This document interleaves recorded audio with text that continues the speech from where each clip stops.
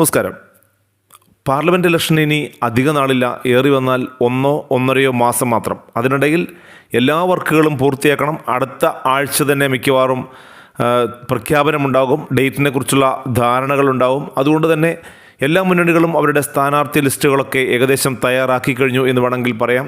ചില പാർട്ടികൾ അവരുടെ സ്ഥാനാർത്ഥികളെ പ്രഖ്യാപിക്കുകയും ചെയ്തു. RSP പ്രഖ്യാപിച്ചു, കേരള കോൺഗ്രസ് മാണി ഗ്രൂപ്പ് പ്രഖ്യാപിച്ചു, കേരള കോൺഗ്രസ് പ്രഖ്യാപിച്ചു.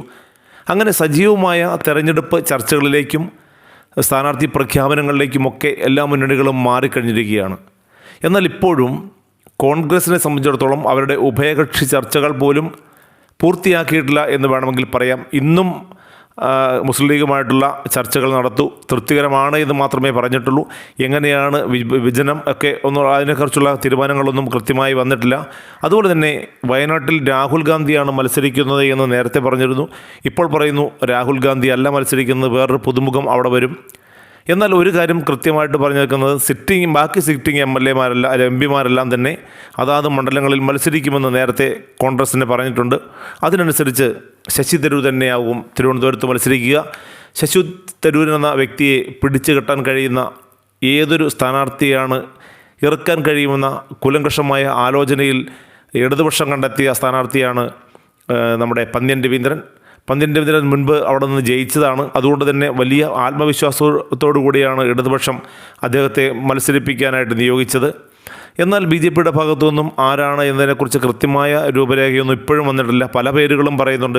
നടി ശോഭന അടക്കമുള്ളവരുടെ പേരുകൾ, മന്ത്രി രാജീവ് ചന്ദ്രശേഖറിൻ്റെ പേര്, അങ്ങനെ ഒരുപാട് പേരുകൾ ഇങ്ങനെ വന്നു പോകുന്നുണ്ട്. പക്ഷേ അത്രയും കരുത്തനായ ആളായതുകൊണ്ട് തന്നെ ശശി തരൂരിനെ വെല്ലാൻ ഏറ്റവും മികച്ച മത്സരാർത്ഥിയെ തന്നെ നിയോഗിക്കണമെന്ന ഉറപ്പോടുകൂടിയാണ് BJP മുന്നോട്ട് പോകുന്നത് എന്ന് വ്യക്തം. അതിനിടയിലാണ് കഴിഞ്ഞ ദിവസം ഒരു മാധ്യമപ്രവർത്തകൻ ചോദിച്ചത്, എങ്ങനെയാണ് ഇലക്ഷൻ കേന്ദ്രത്തിൻ്റെ നില എങ്ങനെയാകും, പൊതുവെ ഉള്ള നിലവാരമൊക്കെ എങ്ങനെയാവും, അദ്ദേഹത്തിൻ്റെ കൃത്യമായ റിപ്പോർട്ട് ചെയ്യുന്ന ആൾ അല്ലെങ്കിൽ ഒരു കാര്യത്തെക്കുറിച്ച് ആധികാരികമായി പറയുന്ന ആൾ വിശ്വപൗരൻ എന്ന ഒരു നിലയ്ക്ക് രാഷ്ട്രീയത്തിന് അതീതമായി ചിന്തിക്കുക കൂടി ചെയ്യുന്ന ഒരു ബൗദ്ധികതല ചിന്ത ഒക്കെയുള്ള ആളാണ് ശശി തരൂർ. ഒരുപാട് പുസ്തകങ്ങളൊക്കെ എഴുതിയിട്ടുണ്ട്. അതുകൊണ്ട് തന്നെ അദ്ദേഹത്തോട് ചോദിച്ച ചോദ്യത്തിന് അദ്ദേഹം വളരെ കൃത്യമായ മറുപടി പറഞ്ഞു. NDAക്ക് കുറച്ച് സീറ്റുകളൊക്കെ കുറയാൻ സാധ്യതയുണ്ട്.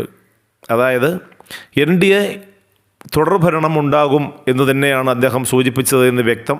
കുറച്ചുകൂടിയൊക്കെ ഒന്ന് ഉഷാറായി പ്രതിപക്ഷം നിന്നാൽ ഭരണപക്ഷത്തിൻ്റെ, അതായത് NDAയുടെ വോട്ടിംഗ് റേറ്റിൽ അല്ലെങ്കിൽ അവരുടെ ചില മണ്ഡലങ്ങളിൽ ചില സീറ്റുകളിൽ ചില വിള്ളൽ വീഴ്ത്താൻ മാത്രമേ കഴിയൂ. അല്ലാതെ ജയിച്ചു കയറാനൊന്നും കോൺഗ്രസ്സിന് കഴിയില്ല എന്ന തരത്തിലായിരുന്നു കോൺഗ്രസിൻ്റെ തന്നെ ഏറ്റവും പ്രധാനപ്പെട്ട നേതാക്കളിൽ ഒരാളായ ശശി തരൂർ പറഞ്ഞു വെച്ചത്. അതുപോലെ തന്നെ നേരത്തെ അദ്ദേഹത്തോട് ചോദിച്ചത് ആരാകും അടുത്ത പ്രധാനമന്ത്രി. ഒരു സംശയവുമില്ലാതെ അദ്ദേഹം പറഞ്ഞത് തീർച്ചയായും മോദി തന്നെ എന്ന ഒറ്റ വാക്കിൽ അദ്ദേഹം മറുപടി പറയുകയായിരുന്നു. അതായത് ഇപ്പോഴുള്ള അവസ്ഥയെക്കുറിച്ചൊക്കെ കൃത്യമായി ചിന്തിക്കുകയും അതിനനുസരിച്ച് പ്രവർത്തിക്കുകയും അത് പറയുകയും പറയാൻ യാതൊരു മടിയുമില്ലാത്ത ആൾ തന്നെയാണ് ശശി തരൂർ. അപ്പോൾ അതിനകത്തൊരു കാര്യം കൃത്യമായി വരുന്നത്, വീണ്ടും BJP തരംഗം ഇന്ത്യയിലുണ്ടാകുമെന്ന് പ്രതിപക്ഷം പോലും, അതായത് കോൺഗ്രസ് അടക്കമുള്ളവർ പോലും വിശ്വസിക്കുന്നു എന്നുള്ളതാണ്. കോൺഗ്രസ്സിലെ ഏറ്റവും പ്രധാനപ്പെട്ട നേതാവ്, അവർ കേരളത്തിലെ മുഖ്യമന്ത്രിയായിട്ട് കാണുന്ന ആളാണ് ശശി തരൂർ. അത്തരത്തിലുള്ള ഒരാൾ ഇങ്ങനെ ഒരു പ്രസ്താവന ഇറക്കുമ്പോൾ തീർച്ചയായിട്ടും അത് മാനിക്കപ്പെടേണ്ടത് തന്നെയാണ് എന്നാണ് ഇപ്പോൾ വിമർശകരുടെയൊക്കെ അഭിപ്രായം. അതേ രീതിയിലുള്ള നീക്കങ്ങളാണ് ഇപ്പോൾ BJPയുടെ ഭാഗത്തു നിന്നും ഉണ്ടാകുന്നത്, NDAയുടെ ഭാഗത്തു നിന്നും ഉണ്ടാകുന്നത്. അവരുടെ സ്ഥാനാർത്ഥി ലിസ്റ്റുകളിലൊക്കെ ഉള്ള ആ ഒരു സ്ഥാനാർത്ഥികളെ പ്രഖ്യാപിക്കുന്ന അടക്കമുള്ള കാര്യങ്ങളൊക്കെ അതേ നിലവാരത്തിൽ തന്നെയാണ് പോകുന്നത്. തീർച്ചയായിട്ടും ഒരു 400 സീറ്റിലെങ്കിലും അടുത്ത തെരഞ്ഞെടുപ്പിന് അടുത്ത മന്ത്രിസഭയിൽ 400 സീറ്റിൻ്റെ ഭൂരിപക്ഷമെങ്കിലും നേടി വേണം കയറാൻ എന്നുള്ള ഒരൊറ്റ ലക്ഷ്യത്തോടു കൂടിയാണ് BJP മുന്നോട്ട് പോകുന്നത് എന്നതിനൊരു കൃത്യമായ തെളിവാണ് ശശി തരൂരിൻ്റെ ഈ വാക്കുകൾ.